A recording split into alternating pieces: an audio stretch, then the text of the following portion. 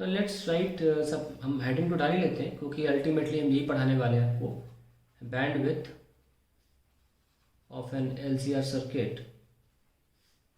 Let's see, हमारे तो आई not की इक्वेशन होगी, वो होगी आई नॉट बाई जेड, ठीक है, which is the maximum current, maximum EMF या वोल्टेज और अपॉन द इम्पीडेंस। अगर इम्पीडेंस को हम खोलना चाहें तो खोल सकते हैं, X L minus X C का स्क्वायर प्लस आर का स्क्वायर, ये हमारी इम्पीडेंस की वैल्यू आ जाती है। नाउ एट रेजोनेंस जो करंट होता है वो आई नॉट मैक्स होता है, और we have this as E not upon, source तो चेंज नहीं होता, सोर्स ई नॉट तो फिक्स है, वो तो हम चेंज नहीं कर सकते, and this becomes zero and this becomes R. तो ये हमारा मैक्सिमम के दौरान ये हमारा करंट है, यस और नो।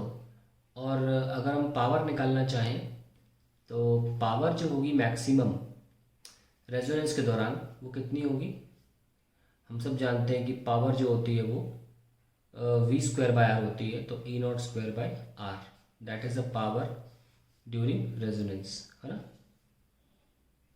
कि इस वक्त करंट ये आप जानते हैं, अगर आप निकालना चाहते हैं इस फॉर्मूले को तो ये तो 10th क्लास का फॉर्मूला है ना, पावर आप जानते हैं it is by I square R, मैंने बस वही लगाया है, आप पुट कर दीजिए। During resonance it will be resonance की पावर, अलग से लिख लें, ड्यूरिंग रेजोनेंस आप देख सकते हैं कि करंट जो होगा वो आई नॉट मैक्स होगा, है ना। तो उसकी वैल्यू हम देख सकते हैं ई नॉट बाय आर सामने लिखी हुई है हमारे, तो जब इस फॉर्मूले में रखेंगे ई नॉट बाय आर का स्क्वायर इंटू आर, तो will get E naught square by R. So that is the power of the circuit during resonance.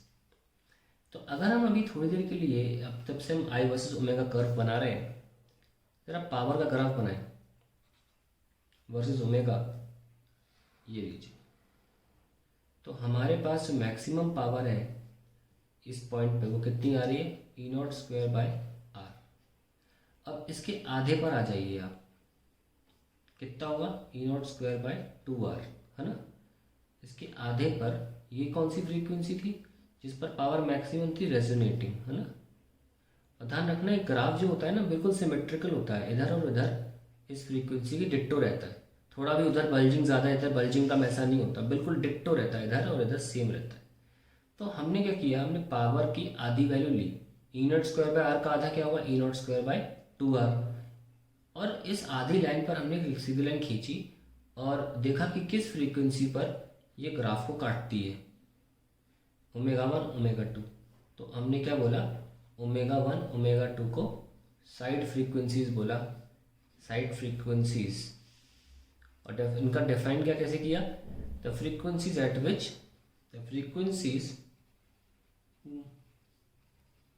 Which the power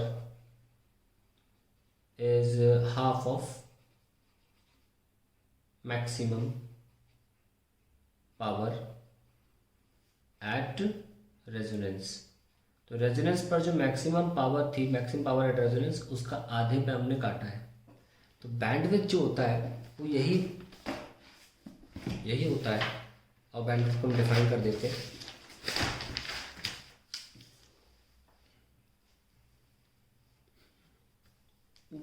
तो हमने जो पावर का ग्राफ बनाया था,